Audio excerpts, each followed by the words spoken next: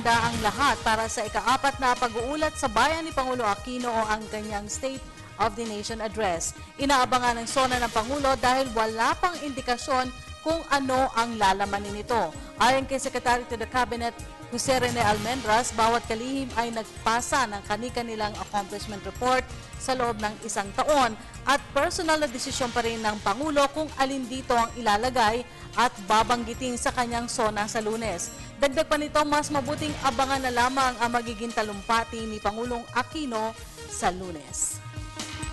As in the past 3 other SONAs, the SONA is written by the President. So we don't really know also exactly how he will, what he will say. What we do in the Cabinet though is we submit all our reports, what has happened the past year, and it is really up to the President on what he will mention in the SONA po.